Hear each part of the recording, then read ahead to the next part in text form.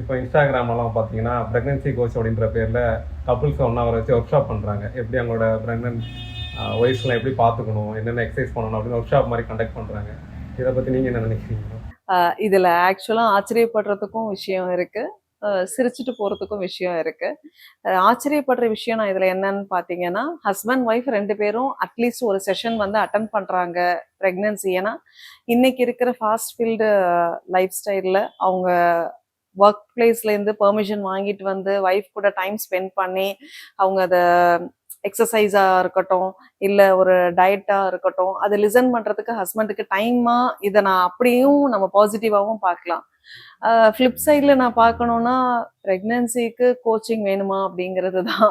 ஏன்னு கேட்டிங்கன்னா இயற்கையே நமக்கு கொடுத்துருக்க வரம் அது. அதுக்கு ரெண்டு பேரும் மனசு விட்டு பேசி ஈவினிங் ஒரு நார்மல் ஒரு வாக்கு, இல்லை சேர்ந்து ஒரு டின்னரு, என்ன சாப்பிட்ற, லைக் உங்களோட டேல என்னென்னா நீங்கள் ஃபுட் ஹேபிட்ஸ் எடுத்திருக்கிறீங்கன்னு ஹஸ்பண்ட் கேட்டாலே போதும்னு நான் நினைக்கிறேன்.